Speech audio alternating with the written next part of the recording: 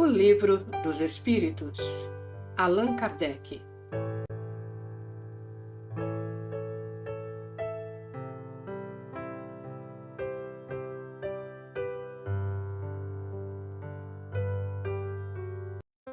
Introdução ao estudo da doutrina espírita. 5. Desenvolvimento da psicografia. Mais tarde reconheceu-se que a cesta e a prancheta nada mais eram do que apêndices da mão, e o médium, tomando diretamente o lápis, pôs-se a escrever por um impulso involuntário e quase febril.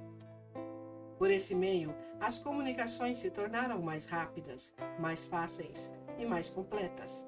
É esse hoje o meio mais comum, tanto que o número de pessoas dotadas dessa aptidão é bastante considerável e se multiplica dia a dia. A experiência, por fim, tornou conhecidas muitas outras variedades da faculdade mediúnica, descobrindo-se que as comunicações podiam igualmente verificar-se através da escrita direta dos espíritos, ou seja, sem o concurso da mão do médium nem do lápis. Verificado o fato, um ponto essencial restava a considerar: o papel do médium nas respostas e a parte que nelas tomava, mecânica e moralmente, duas circunstâncias capitais, que não escapariam a um observador atento, podem resolver a questão. A primeira é a maneira pela qual a cesta se move sob a sua influência, pela simples imposição dos dedos na borda. O exame demonstra a impossibilidade de um médium imprimir uma direção à cesta. Essa impossibilidade se torna sobretudo evidente quando duas ou três pessoas tocam ao mesmo tempo na mesma cesta. Seria necessário entre elas uma concordância de movimentos realmente fenomenal. Seria ainda necessária a concordância de pensamentos para que pudessem entender-se sobre a resposta a dar. Outro fato, não menos original, vem ainda aumentar a dificuldade. É a mudança radical da letra, segundo o espírito que se manifesta, e a cada vez que o mesmo espírito volta, repetindo-a. Seria, pois, necessário que o médium se tivesse exercitado em modificar a própria letra de 20 maneiras diferentes, e, sobretudo, que ele pudesse lembrar-se da caligrafia deste ou daquele espírito.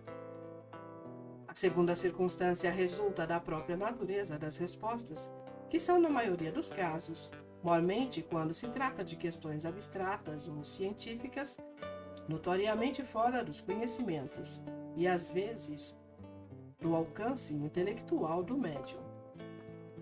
Este, de resto, em geral não tem consciência do que escreve e, por outro lado, nem mesmo entende a questão proposta, que pode ser feita numa língua estranha ou mentalmente, sendo a resposta dada nessa língua. Acontece, por fim, que a cesta escreve de maneira espontânea, sem nenhuma questão proposta, sobre um assunto absolutamente inesperado. As respostas, em certos casos, revelam um teor de sabedoria, de profundeza e de oportunidade, pensamentos tão elevados e tão sublimes, que não podem vir senão de uma inteligência superior impregnada da mais pura moralidade. De outras vezes, são tão levianas, tão frívolas e mesmo tão banais que a razão se recusa a admitir que possam vir da mesma fonte. Essa diversidade de linguagem não se pode explicar senão pela diversidade de inteligências que se manifestam. Essas inteligências são humanas ou não? Esse é o ponto a esclarecer e sobre o qual se encontrará nessa obra a explicação completa, tal como foi dada pelos próprios espíritos.